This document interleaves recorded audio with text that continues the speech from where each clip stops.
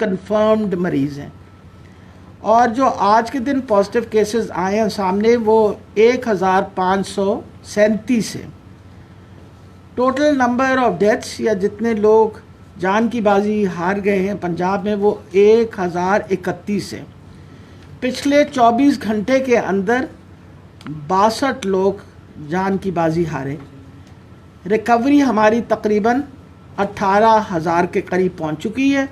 आज के दिन में जो टेस्ट हुए हैं वो 9,103 और total test public private sector के मिला के 3,56,678 हैं। लाहौर जिस तरह मैं आपको पहले दिन से बता रही थी हमारा एपी सेंटर है और मज़ीद उसमें केसेस बढ़े हैं। आज के दिन में 26,487 केसेस हैं। इसके बाद जो सबसे बड़ा एरिया हमारा जो डेवलप हो रहा है into a proper AP centre वो रावलपिंडी है, जहाँ 4,217 केसेस हैं। उसके बाद मुल्तान जहाँ 3,140, गुजरांवाला 2,014, फैसलाबाद 3,750 और बाकी दीगर इलाक़ों में जैसे सरगोदा भावल नगर वो सब 800 और 500 के तादाद में है। तो इसलिए हमारे लिए जो सबसे बड़ा मसला बना हुआ है वो लाहौर है। आपको पता है कि लॉकडाउन जब ख़त्म हुआ तो बाकायदा SOPs के बारे में बताया गया और लोगों को बारहा दफ़ा कहा कि आपने SOPs फॉलो करने हैं, पर SOPs ना फॉलो हुए और उसकी वजह से कोशिश पूरी की गई हुकूमत की तरफ से।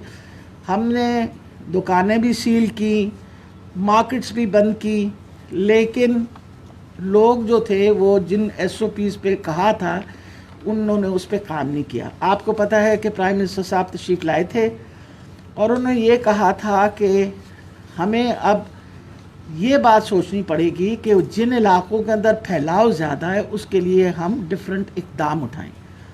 एक बहुत बड़ी एक्सरसाइज की गई है पिछले 2 दिन के अंदर, जिसमें हमने इंसिडेंट्स लाहौर शहर के अंदर देखा है कि जिन इलाक़ों में सबसे ज़्यादा इंसिडेंट्स हैं उनके लिए एक डिफरेंट तदाबीर इख्तियार कर रहे हैं।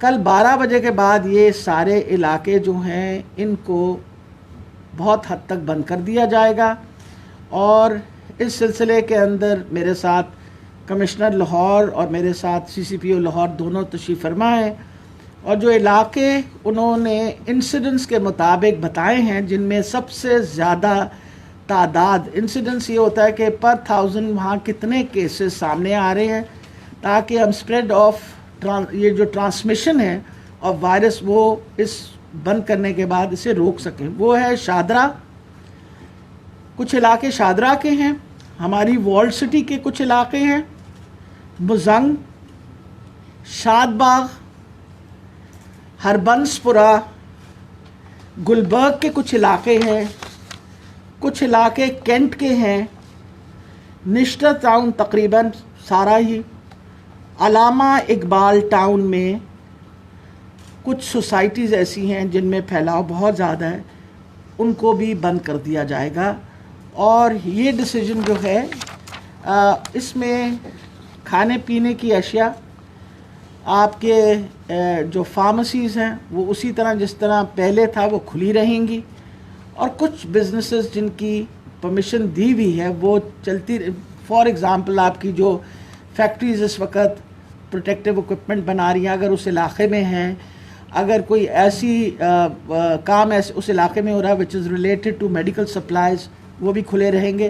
वो बाकायदा लिस्ट जो है वो आवेज़न कर देंगे कमिश्नर साहब और ये कल रात 12 बजे से इस पे इम्प्लीमेंटेशन शुरू हो जाएगी। बेसिकली हम इसे we are going to close it for minimum period जो है वो 2 हफ्ते का है, लेकिन इस दौरानिया में मुसलसल इसका जायज़ा किया जाएगा। अगर इस सिचुएशन में इम्प्रूवमेंट आ रही हुई तो फिर सोचेंगे कि उसको टाइम से पहले खोलें, वरना ये 15 दिनों के बाद इस इलाके में मज़ीद काम की इजाज़त मिलेगी। बाकी इलाके जिनमें SOPs नहीं इम्प्लीमेंट प्रॉपरली हो रहे हैं, उनको अब इस बात पे कान हो जाने चाहिए कि अगर आपके SOPs फॉलो ना करने की वजह से आपके इलाके के अंदर भी इंसिडेंट्स फैल गया और मज़ीद, क्योंकि हर रोज़ हमारे पास केसेस आते हैं, हर रोज़ उसकी एनालिसिस होती है, तो ये ना हो कि बाकी इलाके भी बंद करने पड़े।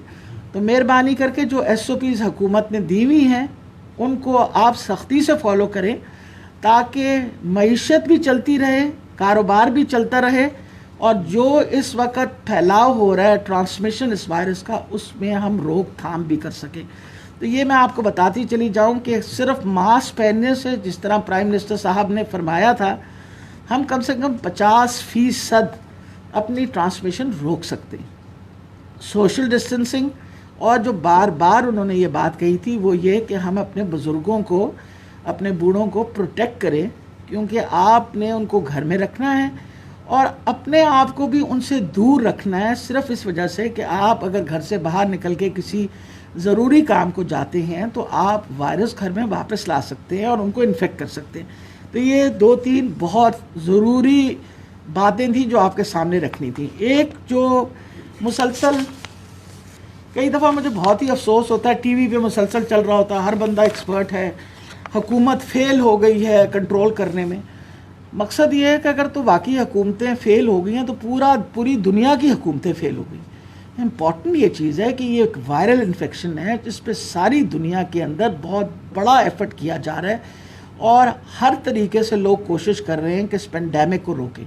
चाइना जैसा बिल्कुल एक महज़ब मुल्क जिसने बड़ी सख्ती की डिसिप्लिन के साथ इस वायरस को रोका, आज अगर अखबार पढ़े आप तो दोबारा रीसर्जेंस हो रही है, वहाँ केसेस सामने आ रहे हैं और उन लोगों ने दोबारा उस पर काम करना शुरू कर दिया।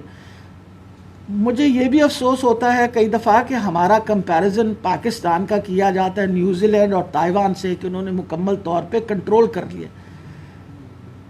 पूरी न्यूजीलैंड की आबादी जो है वो आधे लाहौर से भी कम है, यानी अगर 50-55 लाख की आबादी है तो आधा लाहौर बनता है। इट्स एन आइलैंड, और ऐसी जगह पे नेचुरली वबा को कंट्रोल करना आसानी थी एज़ कम्पेयर टू हमारी जैसी गुंजान आबादियाँ। We are the 5th most populous nation in the world.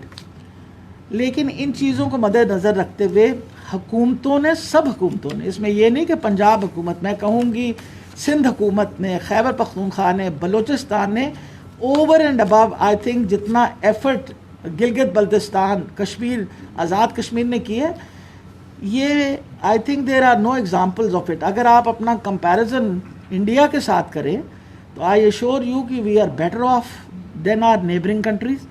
और अगर मैं टोटल आपके सामने इस वक्त फिगर्स रखूं तो पूरे पाकिस्तान के अंदर अगर हमारे 1,44,600 बंदे जो हैं वो आइडेंटिफाई हुए हैं, तो इसमें जो टोटल नंबर ऑफ़ डेथ्स है वो 2,720 है। तो जब आप डेथ्स की फ़िगर देखते हैं तो आपका फर्टिलिटी रेट बाकी मुल्कों के मुकाबले में डेफिनेटली अभी भी, इसको अगर इन फिगर्स पे भी कैलकुलेट करें तो इट्स 1.8। ये सारी जो बातें मैं आपसे कर रही हूँ ये इसलिए ज़रूरी हैं कि एक तो हमें ख्याल रखना चाहिए कि जब हम हर वक्त डूम्सडे सिनेरियो दे रहे होते हैं तो लोगों में बहुत ज़्यादा लोग डिप्रेशन के भी शिकार हो रहे होते हैं। ये एक बीमारी है, वबा है।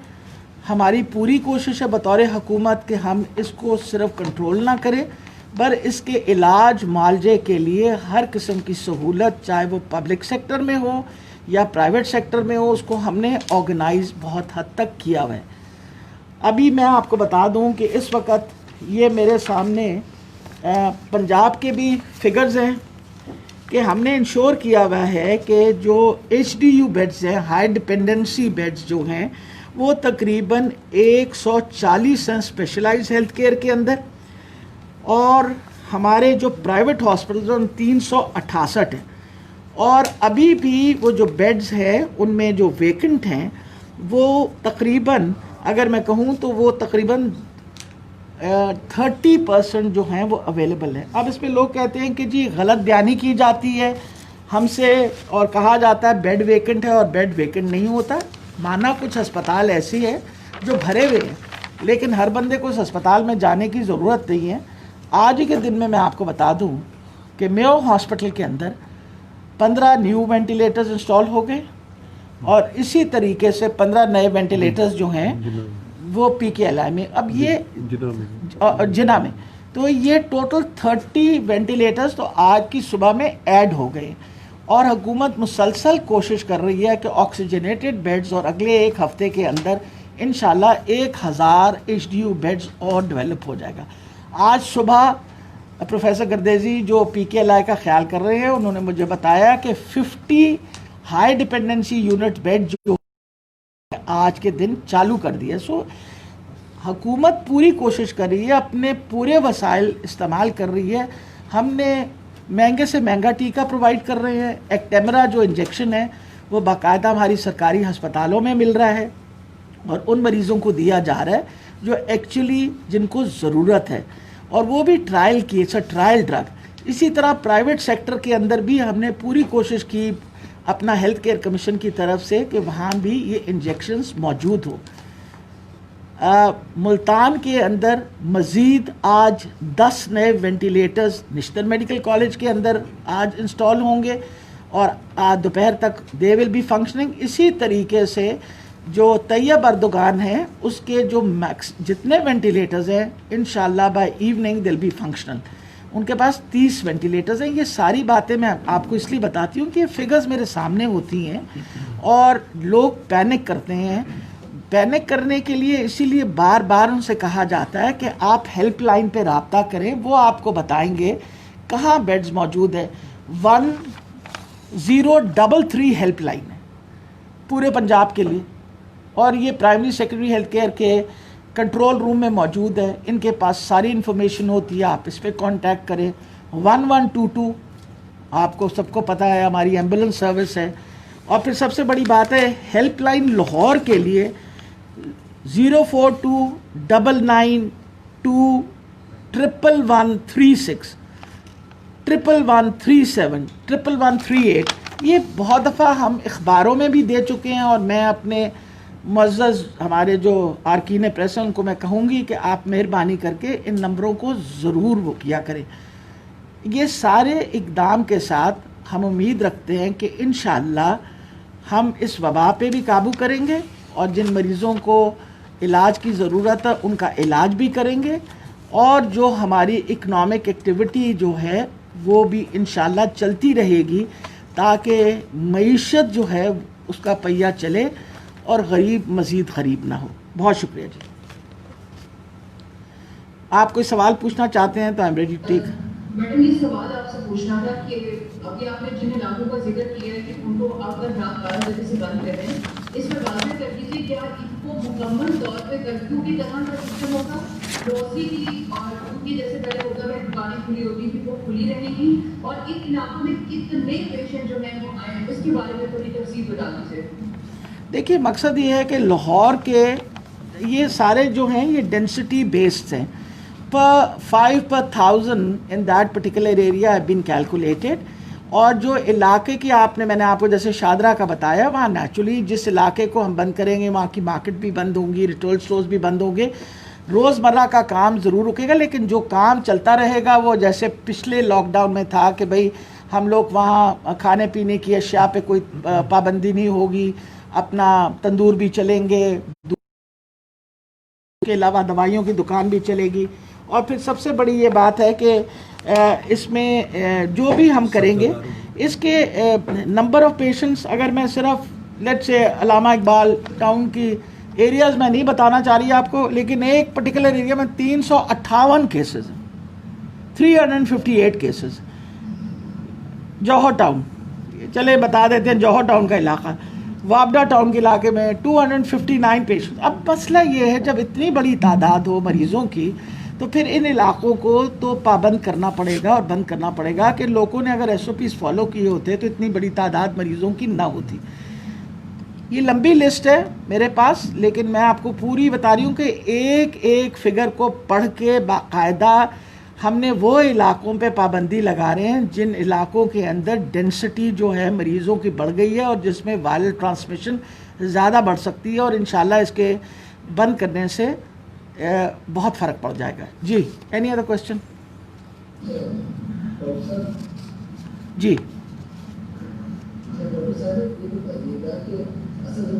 जैसे कल कहा है कि 3 लाख जून के लास्ट में रेडियो अगले 12 लाख को प्रदान बता रहे हैं। अभी जो आपको बता रहे हैं 15 वेंटिलेटर में ये फिर आपने कोई इंतजाम किए आने वाले में कि इतनी ज़्यादा प्रदान हो रही है 12 लाख बता रहे हैं? क्या कह रहे हैं कि वेंटिलेटर आर सफिशिएंट जो पेशेंट्स को की जो राइज है वो वेंटिलेटर से कॉरस्पॉन्ड। जी, मेरा ख्याल है रोज़ाना एक तो इस पे बड़ा मसला बन जाता है। बहुत सारे लोग ये भी कहते हैं कि जी डॉक्टर यास्मीन गलत फिगर्स देती हैं। मैं आपको थोड़ा सा बताती चली जाऊँ। फिगर्स मेरे पास राइट साइड पे मेरे बैठे हुए हैं डॉक्टर असद असलम साहब। वो एक एक हॉस्पिटल पे चेक करके नंबर ऑफ़ वेंटिलेटर्स, अब देखें कुछ हॉस्पिटल में वेंटिलेटर्स नहीं अवेलेबल, हम कहते हैं कि नहीं अवेलेबल।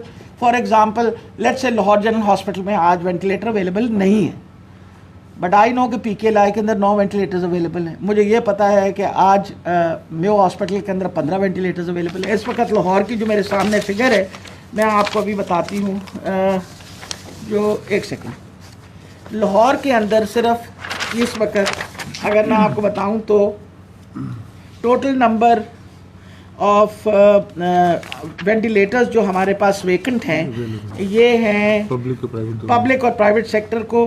ATUs 220 बेड अवेलेबल है हमारे पास और ICUs विद वेंट 82। ये फिगर मेरे सामने है और इसके अंदर आज के दिन में मज़ीद ऐड हो रही है। 15 vents will start functioning in Mayo hospital Lahore by afternoon, 15 more vents will be functioning in Jinnah hospital Lahore. और सर्विसेज में जो है वो, अब फिर सबसे बड़ी बात है कि लोगों का ख्याल होता है कि हर बंदे ने वेंट पे जाना है। मुझे इस तरह की भी फरमाइश आती है, फ़ोन आता है कि जी डॉक्टर साहब वेंटिलेटर चाहिए। मैं उनसे पूछती हूँ आपको किस चीज़ के लिए चाहिए? जी मेरे मामू के लिए। क्या हो गया?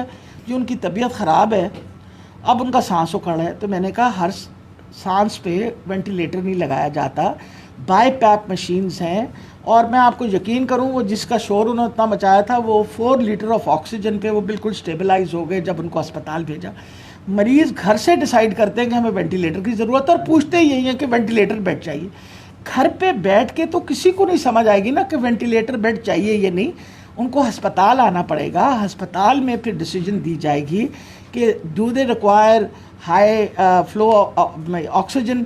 और नॉर्मली वेंटिलेटर पे हम तब मरीज़ डालते हैं जब 15 लीटर ऑक्सीजन पे मरीज़ मेंटेन ना कर रहा हो एग्जॉस्टन की वजह से, उससे पहले नहीं डालते। हमारे सबसे अच्छे रिजल्ट्स जो हैं वो बाईपैप और हाई प्रेशर ऑक्सीजन के साथ बहुत अच्छे रिजल्ट्स आ रहे हैं। माशाल्लाह मरीज़ हमारे रिकवर कर रहे हैं with a huge number of patients which are recovering. Next question.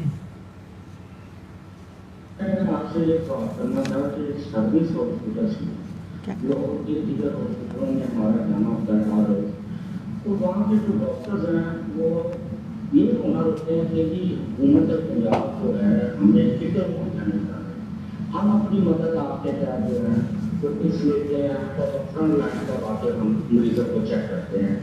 इस वजह से आप जरा तफसील से बताएं और डॉक्टर से अगर आपको भी आप जाएँ हॉस्पिटल का विजिट करें और उनको इस्तेमाल करें अगर ऐसा कोई मसला है। परसों आज से 2 दिन पहले YDA के सारे रिप्रेजेंटेटिव्स आए हुए थे मेरे पास पूरे पंजाब से और उनके साथ बैठ के डिटेल डिस्कशन हुई कि आपको किसी किस्म का मसला हो आप हमें बताइए। और मैं आपको यकीन से बताती हूँ कि उन्होंने कहा कि हम सेटिस्फाइड हैं, हमें जो सामान मिल रहा है हर हॉस्पिटल के अंदर इस वक्त इक्विपमेंट अवेलेबल है। डॉक्टर असद असलम के पास पूरे लाहौर की जो डिस्ट्रीब्यूशन है वो मौजूद है। किसी अस्पताल को कोई इक्विपमेंट चाहिए होता है वो दे दिया जाता है। NDMA हमारे साथ बहुत ज़्यादा कोऑपरेट करी है। अभी उन्हीं की एफर्ट से 1000 ऑक्सीजनेटेड बेड्स और किए जा रहे हैं। हमने ख़ास तौर पे मेरे साथ आसिफ तोफैल साहब बैठे हमारे एडिशनल सेक्रेटरी, इनका नंबर सारे डॉक्टर्स को दे दिया है कि अगर कोई डॉक्टर कंप्लेन करना चाहे या उसको कोई प्रॉब्लम हो तो वो डायरेक्टली आसिफ साहब को फ़ोन करके बताए, ताकि हम अपने जो फ्रंट लाइन वर्कर्स हैं उनके मसले मसाइल हल करके उनको बेहतर से बेहतर सहूलतें दें, क्योंकि हम उनकी बहुत कदर करते हैं। वो बड़ी मेहनत कर रहे हैं, जिसमें हमारी नर्सेज भी शामिल है, पैरामेडिकल स्टाफ भी शामिल है। जी अगले, हाँ जी, और कोई सवाल जी? थैंक यू वेरी मच जी, बड़ी मेहरबानी।